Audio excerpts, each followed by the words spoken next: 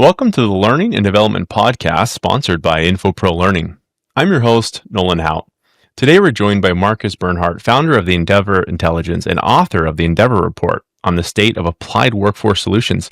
Markus is a recognized thought leader who specializes in helping organizations navigate the intersection of AI, emerging technologies, and the future of work. He brings unique perspective to the field, combining a deep academic rigor with more pragmatic real-world experiences from guiding a lot of global organizations through complex technological transformations. Today, we're going to be talking with Markus a lot about the Endeavor Report that he recently put out earlier this year. And we're going to go through everything from just a brief overview of the report. We're going to start, a lot of this is focused on AI, so you'll learn what AI can do, what it can't do. We're going to talk about real-world case studies, and then end on a couple more hands-on learnings that we can take away from it. Without further ado, I want to introduce you to our guest, Markus Bernhardt. Welcome to the podcast. Thanks for having me, Nolan. Pleasure to be here and really looking forward to this chat. Absolutely. Well, before we begin, we always start with just learning a little bit more about our guest. Obviously, you're very acclaimed in the learning and development space. You're an author. You have a lot of speaking events, keynotes, but that's not where you started. Well, maybe you were. Maybe you got really lucky and came right out of the gate just speaking at conferences. But we love to learn how you got into this field, what kind of kept you down this path, and how you landed at where you are today. Yeah, it's a relatively long story, but I'll keep it. I'll cut the corners. My academic background is in theoretical physics, so I used to do a lot of programming and coding, and I also used to have to do a lot of maths at the time.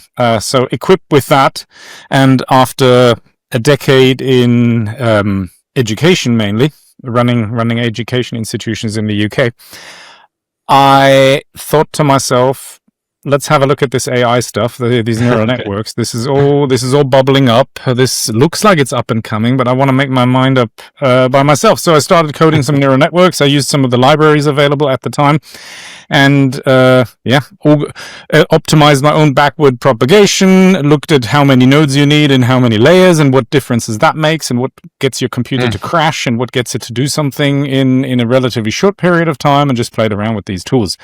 And at the time, also got to know a startup for adaptive learning based out of Cambridge in the UK.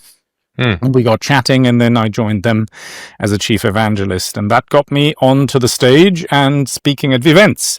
And at the time, they still always had the rule that when you come from a vendor, you're not allowed to speak. But at the time, a lot of conferences made a huge exception for the weirdo that was me that wanted to talk about AI, because they all probably thought, well, we can have one guy who's talking about it. No one else is doing that. We'll bring him in and he can chat. And I think I honored their trust by serving up good information of what I thought was coming in the future, and not selling the product directly in the session. So I think they honored that, and they kept inviting me back.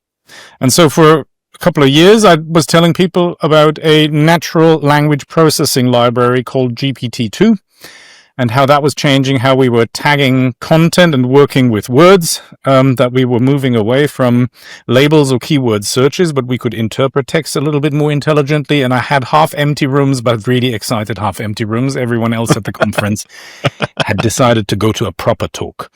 And then I did the same thing for another year. Yeah. With GPT-3, and then the 3.5 moment came, and then many other conferences said, Markus, you've been doing this. We'll give you a bigger room. We won't give you the graveyard shift on a Thursday, and then let's see where we go. So it became the topic of interest, and I happened to be there, and so that was sort of how I ended up there.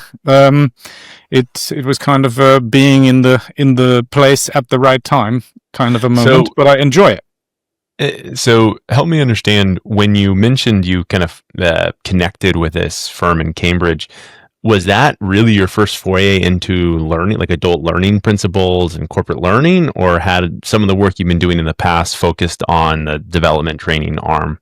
The one thing that I've done throughout my entire career is learning and training. So okay. I started my early career in the armed forces, and there became an instructor. So in the late 90s, the armed forces was one of those places where you had to have proper learning objectives, and they had to be measurable and they had to be precise. So the training was quite formal, but it was quite forward thinking at the time in terms of how learning objectives should be formulated and how one measures the impact of learning and training. So I started out with that, and then I spent most of my career also in physics, lecturing and tutoring, things like statistics for biologists or physics, and then after that I went into education, and I've also covered all age groups, including from 2.5 years old to 19, so not just university. So I've looked at a lot of different training and learning and human development, and that I was always interested in that, man. So that is the ongoing thread that goes through my entire career. And then when I saw that you could apply AI quite intelligently to that, that's when I got excited. I have to admit, though, one of my first conversations at the time must have gone along the lines of, so you use AI to make GDPR training more interesting. So yeah, I've always been relatively direct, and I voice my concerns about whether something works or not, and I think that's also stood me in good stead, because I've not only once been called the not the silver bullet guy, which is a weird title and a very long title, but I'm very happy with that as well. Lovely. Well, thanks for that background. It's really fascinating. You can definitely see you are the right person for exactly what you're doing. You have such a history of keeping education as the center point, but then obviously understanding this deep technology before it became, what it is today, which is the very commercial use of it, building from the technical layer. It kind of reminds me of the difference between, you give a brand new hire, a tool like Claude, marketing hire, and say, go start writing blog posts on SEO. They're going to be able to do it. They'll be able to do it, but they have no idea why they're doing it. They don't know whether it's good or not. They can't evaluate whether it's going to work. So you definitely have kind of that root and origin, which brings us to like this report, the Endeavor report. As you mentioned, it's very well known. But for those who haven't heard of the Endeavor report before, would you mind talking a little bit more about it and when it came out, where people can get it, and then we can dive into some of the details of it.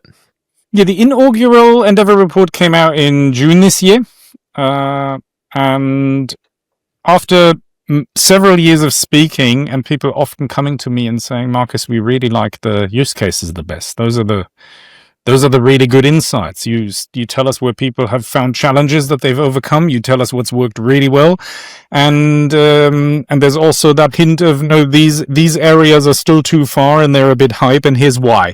So that kind of balance people love, and they love when it's connected to a use case, ideally one that came from a client and not directly from a vendor, because the 3 hero slides,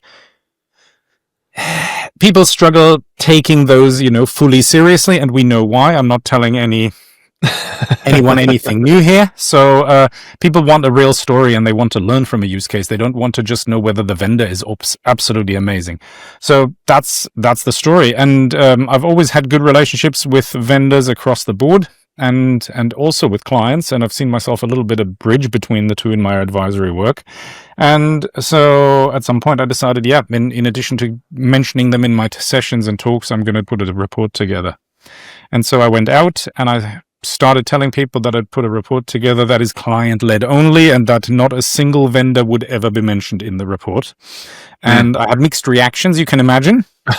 Yeah. But amongst my vendor friends, a few also said, we get it. If no one's listening, then it doesn't matter how loud we're shouting. So if we want to get people to listen, then we can't put the vendor in, then we need a client-led story. Then they get really excited. And then at some point they might ask, who's the vendor? And then we have an inroad. Whereas if we have a sponsored piece or several sponsored pieces that no one reads, then also all the sponsorship has gone out of the window.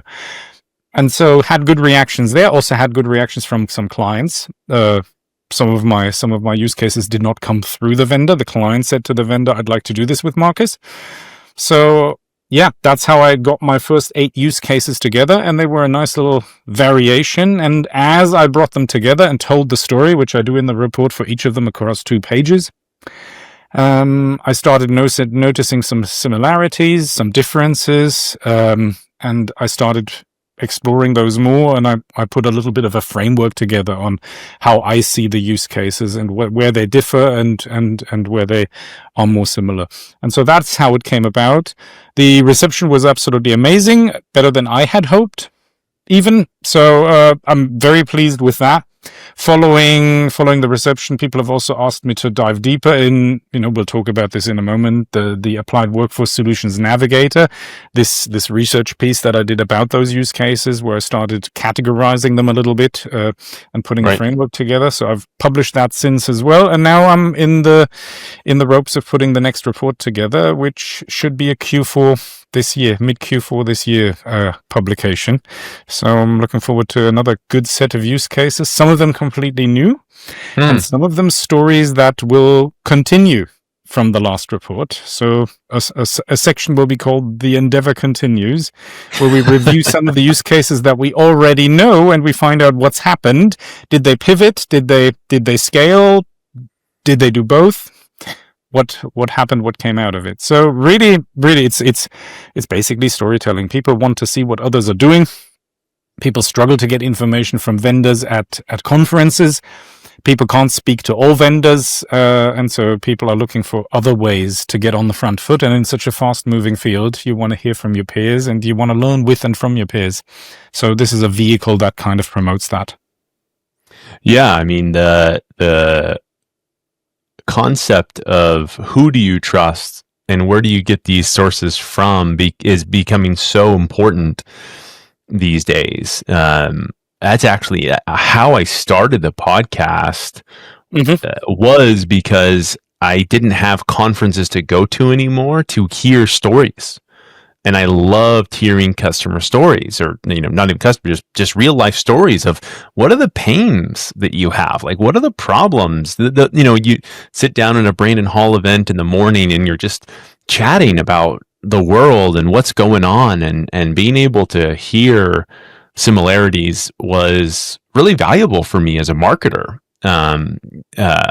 But then when COVID came, I didn't get those stories, kind of like what you said. You can talk to your sales team and they're going to give you a flavor of it. And then you're going to talk to the, delivery team and they're going to give you a flavor.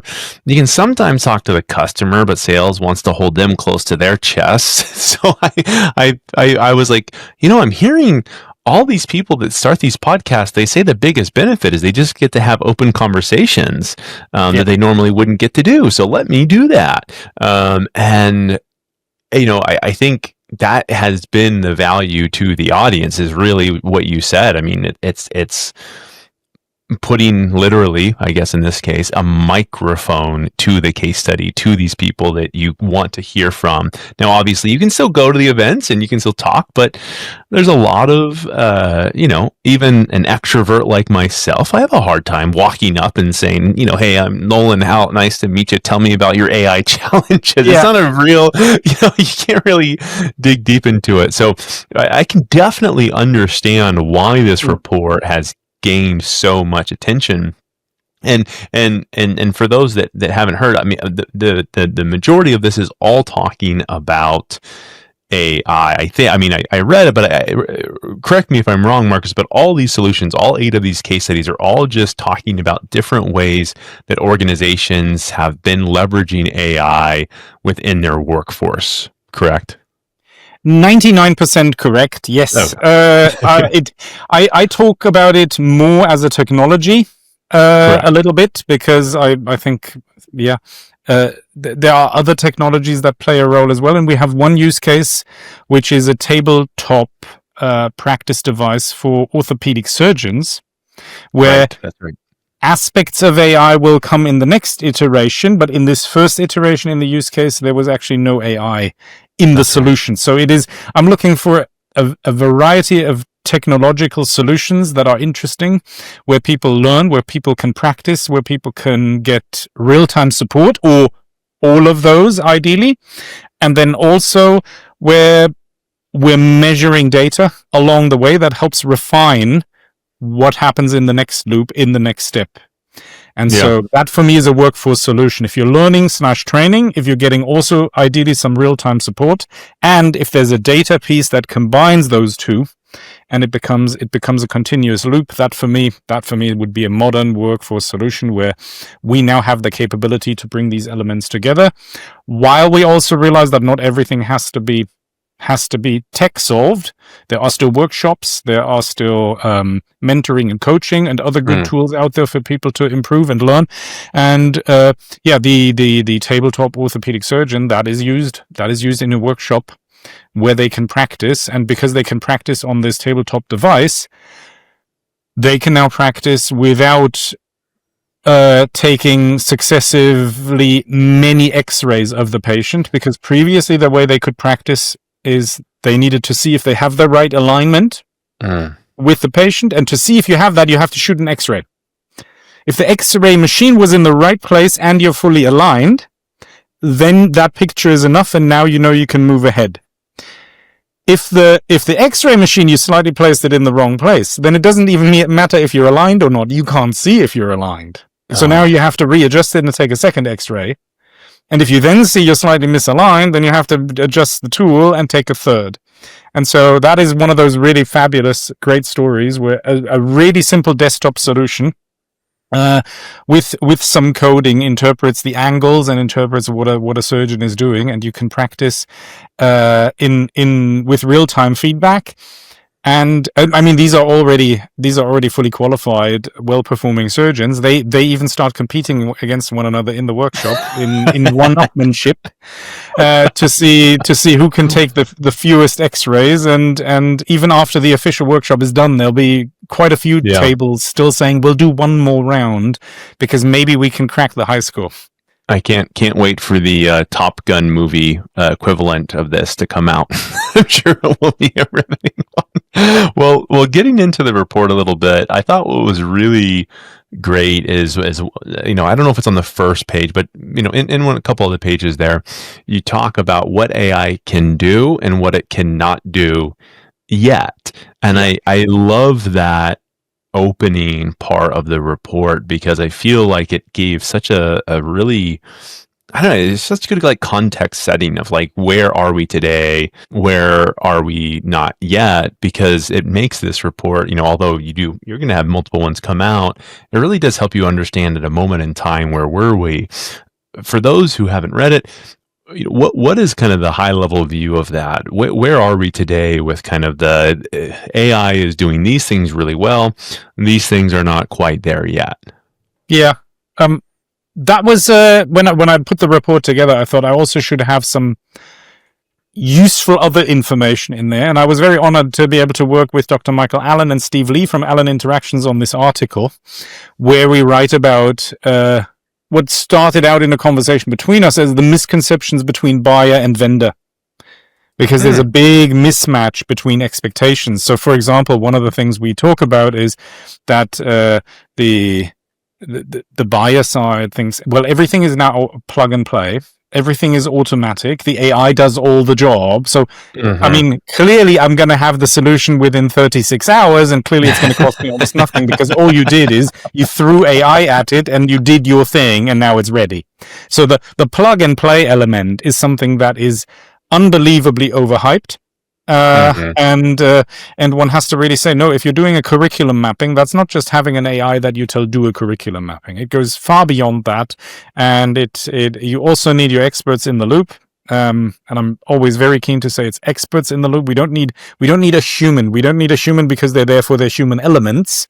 We don't, in that moment, we don't need compassion, and we don't need understanding of feelings and why maybe one thing is better than another. What we need is factual knowledge, evidence. So we need an expert in the loop who looks at the outputs and who guides the process. So plug and play, expert in the loop, and how much time that still takes to get it right, and also how much time it takes to continue to get that right. Because in a fast evolving world, the tool will change. Yes. The data will change. And it isn't just like, oh, throw more data in and it'll update itself. Anyone who's tried this, A great example is when you have your GPT type chatbot or your Gemini plugin chatbot, and you thought it would be really good to have your HR policies uploaded. Then the first instance of that with all your policies uploaded works unbelievably well. But then if you have new versions come out and you start uploading new versions, then you realize relatively quickly that the system is not able to distinguish between a new version, an old version, a timeline, and what has replaced what. It becomes a myriad of a mixture of policies, and it becomes less useful. Whereas when we hear the benchmarking, we think, man, these things can really think. I mean, this is the easiest task ever, right? Version 8 is more recent than version 7. Yeah. Duh. And if you can solve crazy maths problems, then of course you know the difference between version 7 and version 8. Turns out, if we look into the strengths and weaknesses of large language models in particular, that is not a strength. And there we fall down heavily immediately. And so it's about what aspects are plug and play and fast, what aspects need more thinking and understanding of why the model does what it does and has certain strengths and weaknesses, and the other one is how do we bring the expert in the loop and make sure that this continues to be good. The other thing that people often get wrong is that they assume that models just get better.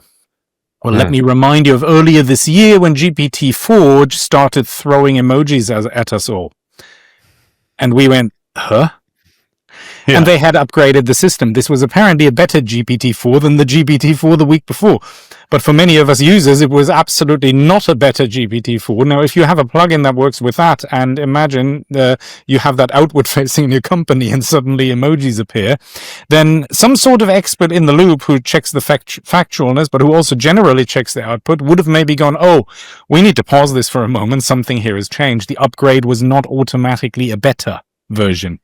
Yep. And so those are the common misconceptions that we look to educate people about and help them on their journey, because I mean, it isn't easy. It comes with a sense of trepidation. There's job insecurity out there. If you're running projects right now with AI, you think this could be a total winner. Maybe it might cost me my job. There are a lot of concerns in the market right now, and people need all the help they can get. So really, really cool to be part of that journey and give that support to people.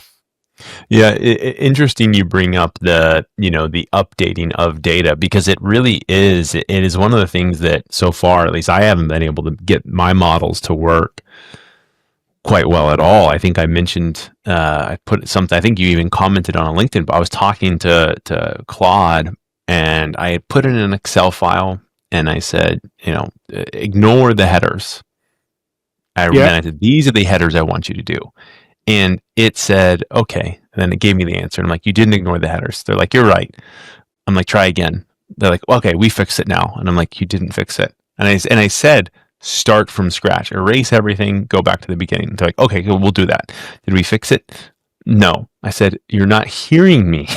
And I caught myself. I was talking to this, to Claude, like I would talk to my kid when they're asked me 30,000 times why, and I had to stop and just kind of laugh. But that's a fun, easy example. But when you talk about something like HR policies, that they get updated very frequently, or maybe you're even referencing an external source, right? You're referencing the state of California sexual harassment policy, and you're pulling in that. Well, when that gets updated, what's it doing on the back end? And so, very good point there. That is a limitation. Yeah. And people always, when it comes to data and having clean, well-structured data, they often underestimate what that means. And if you're not doing your homework in that regard, when people put data in the cloud, it needed to be better structured to do the cloud jobs. Then people started talking about data lakes in organizations. You can't just upload your file system and your SharePoint. That's not how the data lake works. And similar here. If you say, well, our chatbot just answers the frequently asked questions online, and we have all of them covered on a web page, and on internal pages we go even deeper. Like we're ready. Well, if you plug into an openly available model and it might have all the answers, what if it's one of those models that has, after an update, tries to be unbelievably helpful, and you say, well, your CEO gave me gave me this discount code and said, with this, I have to just rock up here and I'll get the full refund. So the CEO has promised me this. Tell me where on your intranet it says that if someone makes up that story, then definitely it's a no. And if now your model is, if you've been really explicit to your model that it should do everything to be helpful, then if 100 people try that on, well, maybe a handful will suddenly end up with a full refund because they made up a story about having a code that they were promised would work. The system might apologize and say, "Oh, I'm really sorry. This must be an error at my end, and here you go. Here's the refund." So, in those moments we can laugh a little bit, or like you explained, when it is acting like a bit of an idiot. The old rant at the computer has become a classic already. But at the end of the day, a company's reputation and brand is on the line. Especially when it's external facing. So that's why understanding the system a bit better and understanding what the limitations are is so key for everyone involved, even for those who are just using their Copilot to prompt themselves. If you understand the use cases and what it does well and what it doesn't do so well better, and you've worked with it for a little bit and you've played around and you've practiced, your brain will adjust and you will suddenly have really good ideas for where to use it. And you'll also know in which situations not to use it. And so it's less about prompting. It's more about if you know why you're doing this piece with it and you know what evidence you've got and what you want as an output, well, you've just given yourself the prompt by structuring the problem in a way that you think this works really well for an LLM. Now your prompt doesn't matter that much anymore because you've given it all the outline parameters and you think this is a problem that the LLM should get on really well with. So here we go. Boom. Then the research also tells us the prompt makes very little difference. I just had this conversation actually with my wife about it. I said, I'm reminded of when people said stop sourcing Wikipedia. Like Wikipedia is not the internet is not the answer for everything. When it first came out, we didn't know that. We just thought, hey, it's published, it must be right. Like it's online, therefore it is fact. Because everything else we had seen in print was pretty much like, we're like, for the most part, if we see it written down, it's got to be some type of fact, right? And then we, over time, were able to realize what can we trust versus what can we not trust versus what's the gray area. So maybe we're not going to do that. And, I think as you use it more, like you said, you kind of you find that area of this, I'm going to use it with high confidence that it's right. This, I'm going to use it with very low confidence, but I just need something to kind of get me there. And some, the more you can say, don't lie to me, don't make up numbers, whatever it is. So those are a lot of the don'ts and some, trepidation around the models. But in all these stories, the 8 that you published, and then I'm sure, aside from the 8 you published, I'm sure there's several other conversations and things that didn't make the cut. Where are you seeing the top uses of AI today? September 16th, 2025. What are you seeing the absolute do's of AI? That's a really good question. That's also a bit of a trick question because I don't want to promote a certain sector or a certain application. So I'm going to sidestep this one a little bit. Where I'm seeing the best use cases is where people from the start have thought their use case through properly. Mm-hmm. And this isn't reinventing the wheel of thinking something through. These are just the basics. Yeah. It happens that with innovation, people often see the shiny tool and act upon the first reaction they have, which is more like that of a 6-year-old in Toys R Us. Wow, imagine what we could be doing here. And I always say, and there's also the doubters. There's those that say, start with the problem in mind. And they then look at the others who have their Toys R Us approach and say, see how much better we are. I step back from both and I said, you need to do both. When it comes to innovation, you need to approach a tool with the Toys R Us approach and go, oh my God, imagine what's possible. Then you also sit down and you jot down all your problems and all the frictions you have or where you're underperforming. And then you start to think about what kind of a solution might work. But to be innovative, you have to think a bit blue sky and you have to think a bit crazy. but that's not the hat with which you make your final decision. So I think Correct. if you have done both and you bring them together and you do your homework and you look at what's most reasonable, what's within budget, which timelines are good, and where can we measure ROI relatively quickly and see if it is doing what we want it to do, then you've done your homework. Then you're ready to run a use case. Second part of your homework would be looking at what the people transformation needs to be for those who are involved and who might use the tool or interact with it. That's a key thing to get right. The best tool that no one's using is not the best tool. The best tool is the one that the most people are using to the highest effect. That might only be a mediocre tool, but if your transformation is run really well, you'll get much better ROI than if you bought the best tool and no one's using it. So that's part 2 of homework, is the human transformation piece. And if you then also do your research and you find the right vendors to partner with, and very often right now these are partnerships. They aren't off-the-shelf SaaS style promises. These are co-productions where you have a vision and no, the features won't come off the shelf. And you see that in a lot of the use cases in the report. And you partner in such a way with an external partner or with an internal team, and you're developing it in-house, depending on what kind of organization you're at. Then you're at the forefront on September 16th in 2025. Then you've done your homework and you've approached it in the right way. You haven't got distracted by the shiny object syndrome. You haven't got distracted by the fear that you might that an experiment might not work out. That's another one. When we look at sales and marketing, for many years in sales and marketing, you have to run experiments and you celebrate the winners.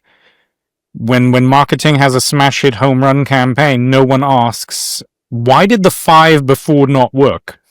The whole point was to find the one that works and lean in on it. Yeah. It could have been any of those 6. Yeah.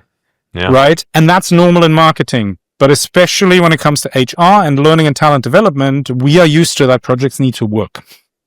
We can't test and see how good is this one and how good is that one. So this entrepreneurial mindset that we run 5 and we look at that maybe 1, if we're good, 2 are a real winner and the other are learnings or normal progress. And maybe there's also 1 or 2 in there that didn't quite work out the way we thought.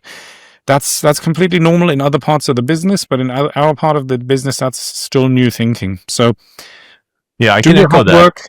Get right the people transformation, and also think about that it goes into an experimental phase where it's not about winning every use case. It's about having a small portfolio and moving at a pace that allows you to pull the brakes and pivot or readjust, or say that just didn't work the way we had hoped, but we tried. Yeah, I can definitely echo that. I helped launch our AI offering. It's not a product; it's just consulting services and the like. And so I get brought in by the nature of that to most conversations with like learning leaders and things like that. And after the call, usually my the sales rep at the company will say something like, "Oh, this is great. You can tell they're really excited. They want like a proposal tomorrow and then enact it the next week." And I tell every time I say, "Listen, it's the person who it's that person who says, 'This is great.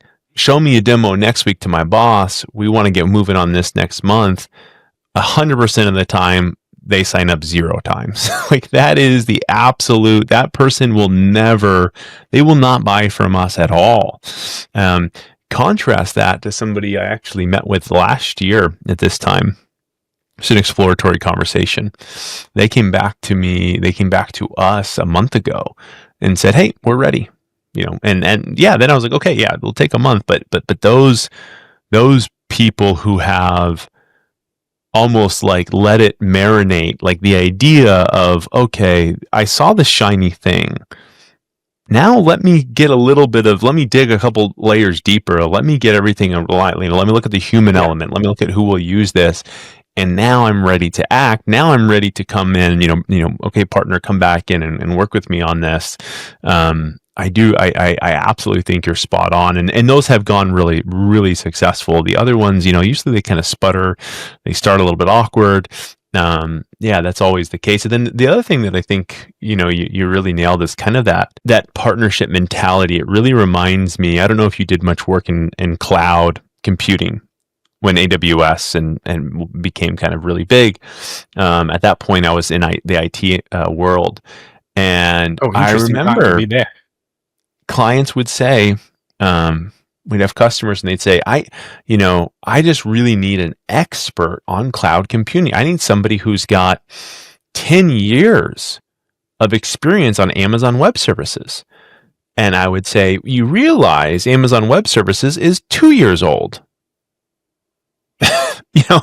And I think with AI, I think that's the if I understand you right, Mark, is I think when you mention partnerships, you're kind of saying, you have to realize that these partners are building it with you. It's not going to be, oh, cool, Infopro's the expert, we'll have no problems. Like they're, it will come in and AI and boom, we're done. We're, now we're an AI first company. No, it is a working alongside you to kind of get to that promised land versus, oh, they got my AI strategy for me. I'm done. I don't need to invest my time. And that's also something that would come out in a proper conversation, that a vendor would say, we've had 2 similar use cases. Let me tell you about mistakes we made. Let me tell you about where the easy wins were. Let me tell you which parts of the project are going to be more straightforward and why, and which parts of the project are going to need a little bit more hand-holding and a little bit more trial and error and fidgeting to get it right, and why. And then you go, now I'm listening to someone who's actually consulting me and who's helping me. That's the kind of partnership and that's the kind of vendor I want to be working with. So there's a huge opportunity here. At conferences, we see a lot of potential buyers walk around just hoping that they'll meet someone like that, who will, instead of just trying to get the pipeline, scan the badge, get the meeting in the diary, will use the first 5 minutes to become a little bit of a source of really good information about the product. Of course, absolutely, that's their job, but also a little bit generally and also a little bit about other projects.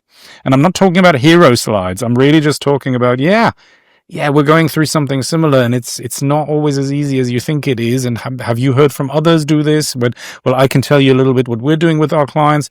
You have those 5 minutes, you have all the trust, you'll have a far better conversation booked in. And I still see a lot of vendors get that wrong. And the poor sales teams, the expectation on them has also gone up, right? Yeah. They are not AI experts, and they are still figuring out what use cases the company is doing and how they're working. And I always smiled when in the first 18 months I went to vendors and I said, so what plugin are you using in the background? And they say, we're building our own. You're not Salesforce. You're not building your own LLM in the background. No, you're not. This is an LLM plugin. Go and ask someone who can tell you which one you're plugging in. It's probably OpenAI, but go and ask someone, because I'd like to know how this is structured. And there was even the one or other who said, no, we're building our own. No. Uploading your information into someone else's tool is not building your own. That's not quite the same thing. But we have to appreciate the challenge goes both ways. I'm talking very very flippantly here, but if you're in a sales role at one of these organizations, there's a huge expectation that you suddenly can explain AI, you can explain large language models, and you can build that trust with the customer. Wow, what a job. But the opportunity is there because the customers and the potential clients, they're out there looking for help. They're actively looking for help. And the best thing to do to get rid of them is to just ask them the 3 standard sales question where you think you're taking them down the funnel and you get them booked in the diary, but you haven't had any conversation that has fostered any trust, right? That's my view. Yeah, no, I absolutely agree. It's those that you've allowed to teach something, has really helped out. So I one of the things we talked about was we were going to evidence some case studies. There's 8 wonderful case studies in the Endeavor report. If you haven't downloaded it, we'll have some links to download it so you can get it there, but go through those, read those. But at the bottom, once we get past the case studies, we have the applied workforce solution Navigator that is included in this report. I want to make sure we cover this. Can you talk a little bit about what that Navigator is and how people are leveraging that? Brilliant. Yes. So the Navigator is just my interpretation of what kind of use cases I was coming across and how I, in my head, categorize them. That's it. Like any good framework, it's not the framework. It's not the best thing. It hasn't reinvented the wheel. It just helps you think things through and have a checkbox that you don't forget aspects. So that's the starting point. I saw two pathways that people follow. One is answering the question, are we enhancing operational excellence? Like, are we doing exactly what we're doing previously, but we're doing it better or faster or both? Mm-hmm. Or are we doing something that is completely new that wasn't there before with the technology? So those give you one dimension to look at yourself. Is this faster, better, more revenue, or is this? Did I make a better mousetrap, or did I make a new trap altogether? Correct. So that was one. And the other one is, are we putting a completely new solution together ourselves? And some tech companies do that, or they co-create with a vendor, or is it more going out, finding a vendor and integrating what's already there? And those two are very different because the timelines and the kind of roadmap that you'd have to go through is very different. And once you map those two against one another, you end up in 4 quadrants for where your use case might land. And the trick isn't that one quadrant is better than the other. No, they're all the same in terms of how good they are. It's just categorizing and helping your thinking. So if you're doing something that you've done previously, but you can do it more efficiently and better with technology, and you're working with an outside vendor who has the solution, then that is the quadrant that I call efficiency accelerators. Mm-hmm. And when you're putting an efficiency accelerator in place, that just means you have to ask yourself certain questions, and you have to have a certain, you have to do your homework in a slightly different way than if you're building something completely new that was never there before, and you're building that in-house, and now you also have to convince your people that this new process and with a new tool is going to be there. And so for each of those, that would be a capability creator. Each of those quadrants just gives you a different mindset to think about your use case and help you go through maybe a few tick boxes and help you do your homework so that you can have a successful one. That's in a nutshell the 4 quadrants, where none is better than the other. You don't want to be in the top right, or you want to avoid being in the bottom left. That is not what this is about at all. In fact, good organizations will have a portfolio of use cases where there is a representation probably of 1 or 2 use cases in every quadrant, because you would be missing out if you didn't have some efficiency accelerators of things you're already doing and you're accelerating them with technology. But you'd also be amiss in most sectors if you weren't building something that's completely new that wasn't there before. That might give you a real competitive edge over your competitors.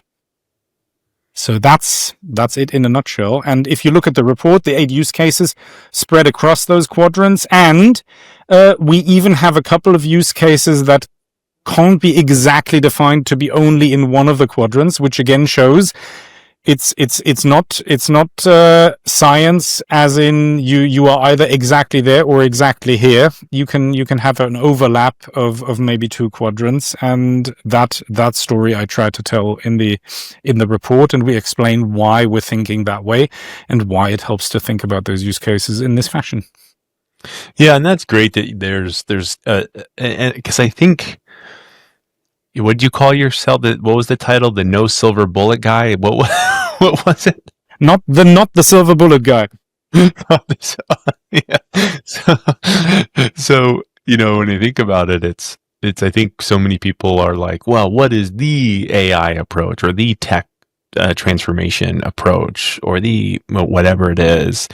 But I think saying, more than likely it's going to fit into one of these 4 buckets. And when it does, here's some things that you need to consider. I think it's helpful to break that down for people, especially in something like this that has so many interconnected parts, being able to say, what is the goal of this program? Where does it fit? And then what questions do I need to ask is just so helpful. Because, this is, especially in the field of AI, if that's the path you're going down, it's more than likely the first time that you're working on a solution like this. It's not like you have 20 years of experience, enabling your organization to use AI or accelerating with AI. It's your first go round. And so having some roadmap is really, really helpful. And for those that haven't looked at the Endeavor report, really, encourage you to check that out. It's free. You can download it. We'll put a link for it as well. Markus, before we head out, I'll give you a couple options here for a takeaway. You can either leave people with this idea of, if you're not using AI for this, this is where I'm seeing the most value, or this is the one thing I see most people get wrong in AI. So you can either choose, a cautionary tale or maybe a silver bullet, if you want. I'll position myself maybe a little bit in the middle. So here's the thought process. When people start these projects and start thinking about these use cases, they always think that you have to be a certain personality and you have to be in a specific type of organization to do this. And they often have those leaning in mind, because that's what we're being told by social media. There's those heavily leaning in, and they're like cowboys shooting into the air like crazy, not caring if they'll hit anyone by accident. And then on the other side, we have the hesitators. They want everyone else to make the mistake, and they're not going to move. And we're told you have to almost be one of these two personalities, and you have to choose now. And that's all complete nonsense. If I work at a tech company in a totally unregulated space, so I'm not in pharma, I'm not in healthcare, then experimenting and leaning in is going to be the way forward, because we're trying to get an edge across other organizations who are doing something similar, regardless of in which department you sit. And the way we do that is by leaning in, and leaning in doesn't mean going nuts when it comes to use cases. Leaning in means finding out as much as possible about what the tool can and can't do, and then thinking about, with the Toys R Us, but also with the problem hat, how this might work for us. And guess what? The leaning in crowd, they also say no to 4 out of 5 use cases, because they gathered all the information, put it on the table, and said this isn't right. And even if you're in an organization that doesn't have many regulatory constraints, that's how it would end up. Of course, if you're in a highly regulated environment, then you might have to find 7 or 8 to find one that's okay. But guess how much you're learning along the way about compliance, about SOC 2, about where the data is stored, about what kind of terms and conditions you're signing, and how they've changed in the last 6 months. All of that is a learning journey. None of that leads to the cowboys, yes, let's go, we're going to go for every single use case out there. And the other crowd, the hesitant crowd, they might be hesitant because they're highly regulated. They might be hesitant because the company or the sector is, maybe even because of clients, risk averse and has to be. So they don't just choose their personality as a cowboy or as a hesitant. They might just be in that kind of a role. And there, I would also say they're probably also, to a large degree, the better companies, looking at possible use cases, exploring what are the limitations, what are the constraints, how can we satisfy data privacy and bias and other concerns in a way that we find we would be able to justify to our clients and our stakeholders. And then they might say no to a lot of things and come up with the one or other yes. So in any sector, if you're looking and exploring proactively, no one will force you to hit go, and you're going to learn a lot along the way. And even in highly regulated areas such as pharma and healthcare, as two typical examples, I work with people who are leaning in heavily to try to find out what might work, and when the tools and when the regulations and when the market is ready. And they're also running use cases. They're just running slightly different use cases to those that are less regulated. But don't let social media tell you that you're either or as a personality. As a professional who is looking to advance their team their function, their company, depending on where you sit. You should be thinking about what opportunities do we have? Amongst those opportunities, which satisfy the rules and guidelines that we've given ourselves or others have given us? And within that playing field, where can we operate and where can we run a use case or two and learn from that even more to move forward? That is what the golden middle gets right. So you don't have to be on either side of the spectrum. You should be someone who thinks these things through with their team diligently and has a good idea and also expects there to be some learnings along the way, both when it comes to theoretical research about a possible use case, as well as, like we said earlier, when you run it, there's going to be friction. The came off the shelf and ran smoothly from day one has never existed anywhere in the world for any solution. So why would that have changed with AI? And that's where our sector, amongst other sectors, just also loves a good silver bullet story that this thing is going to solve all our problems. We just have to sign the dotted line, and that has never worked. So position yourself in the middle. There is no, this is the thing you should be pursuing, because it depends on where you sit, whether that's right for you and whether it satisfies the regulations. And there is no certain personality with which to approach this with, or whether you're innovative or anything like that. No, just do your homework. Where are the opportunities, and to which ones do you have to say no, and you have a good reason that you're saying no, and to which ones will you say yes, and you probably have a really good reason why you can say yes, not just because you're excited about the upside, but because you did your homework and you think the risks are within the boundaries that you or others have prescribed.